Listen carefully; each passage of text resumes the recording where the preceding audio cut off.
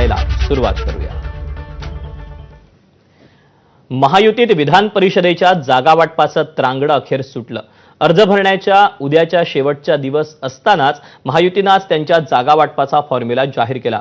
17 जागांमध्ये भाजप 11 जागा लढवणार आहे, त्या पाठोपाठ शिवसेना 4 जागांवर लढणार आहे। या 17 पैकी किमान 7 जागा तरी आपल्याला मिळाव्यात यासाठी शिवसेनेचे प्रयत्न सुरू होते। शिवसेनेतील वरिष्ठ नेत्यांनी त्यासाठी चांगलाच जोरही लावला होता। जागा वाटपाच्या या चर्चा दिल्लीपर्यंतही गेल्या, मात्र शिवसेनेच्या वाट्याला अवघ्या 4 जागा आल्या आहेत। यामध्ये ठाणे, नाशिक, परभणी आणि यवतमाळच्या जागेचा समावेश आहे। यासोबत सुरुवातीला राष्ट्रवादीला केवळ 1 जागा मिळणार अशी चर्चा होती, मात्र आता अंतिम जागा वाटपानुसार राष्ट्रवादीच्या वाट्याला पुणे आणि कोकण या 2 जागा आल्यात। केंद्रातील नेत्यांच्या चर्चेनंतरच या महायुतीच्या जागा वाटपावर शिक्कामोर्तब झालं, मात्र महायुतीनं अजूनही अधिकृत घोषणा न केल्यानं अनेक ठिकाणी उमेदवार आशा लावून बसले आहेत।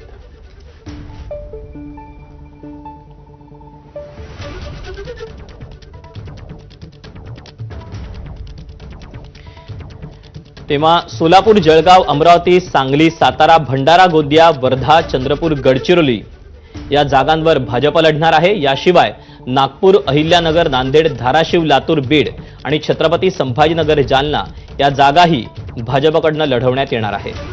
तर शिवसेना नाशिक, ठाणे, यवतमाळ आणि परभणी, हिंगोलीची जागा लढवणार आहे। तर राष्ट्रवादी काँग्रेस पुणे आणि कोकण या जागेवर लढणार आहे। कोकणची जागा राष्ट्रवादी काँग्रेसला सुटल्यानं सुनील तटकरेंचे सुपुत्र अनिकेत तटकरे यांनी उमेदवारी अर्ज घेतला। ते उद्या आपला उमेदवारी अर्ज दाखल करणार आहेत। जागा वाटपात कोकणची जागा राष्ट्रवादीला सुटली असली तरी शिवसेनेनंही या जागेवर दावा केलेला होता। कालच आमदार महेंद्र दळवींची कन्या जुईली दळवी यांनी उमेदवारी अर्ज दाखल केला, त्यामुळे त्या अर्ज आता मागे घेणार का याकडे लक्ष लागलंय। या जागेसाठी शिवसेनेचे नेते भरत गोगावलेंचे पुत्रही इच्छुक होते।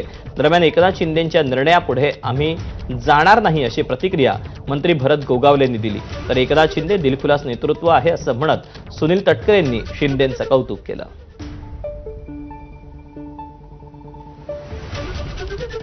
महेंद्रशेठ दळवींच्या कन्याने फॉर्म भरलेला आहे, त्यावरती आमचा विचार विनिमय होईल आणि साहेबांचा आदेश आला तर त्याच्यावरती आम्ही काय करायचं ते ठरवू। विकास गोगावले देखील इच्छुक आहेत या उमेदवारीसाठी। इच्छुक आहेत, परंतु नेते मंडळींच्या शब्दाच्या पुढं आम्ही मंडळी कोण जाऊ शकत नाही आहे।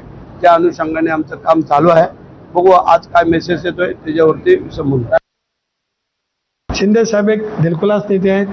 देवेंद्रजी सुद्धा त्यांना राजकारणातले महाराष्ट्राच्या खाचाखोचा माहिती आहेत, शिंदे साहेबांनाही माहिती आहेत, त्यामुळे तो संवाद उत्तम झाला आणि तो उत्तम त्यांनी राखला, त्याचा मला विशेष करून या ठिकाणी आभार मानायचे आहे। उपमुख्यमंत्री एकनाथ शिंदे यांच्यासोबत कोकणातील आमदार आणि नेत्यांची बैठक पार पडली।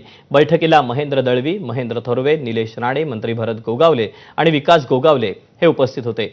कोकणची जागा राष्ट्रवादीला गेल्यानंतर सर्व आमदारांची आणि नेत्यांची उपमुख्यमंत्र्यांनी चर्चा केली। शिवसेनेच्या आमदार आणि नेत्यांनी युती धर्म पाळावा अशा सूचना एकनाथ शिंदेंनी केल्या।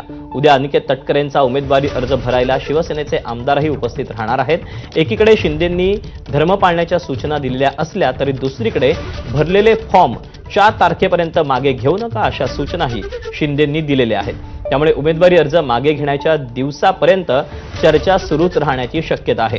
अंतिम चर्चा झाल्यानंतरच उमेदवारीबाबत निर्णय घेऊ असं शिंदेंनी बैठकीत म्हटलंय, अशी माहिती सूत्रांनी दिली आहे।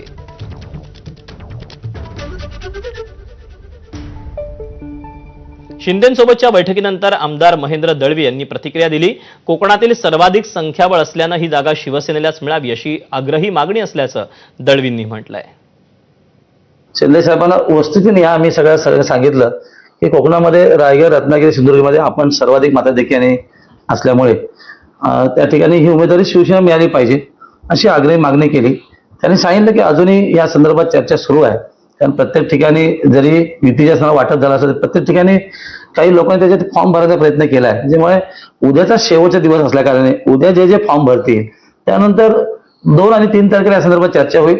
4 तारखेला फॉर्म विड्रॉलचे दिवस आहे, तर या दिवसावर आपल्या सगळ्यांना वाट बघावी लागेल।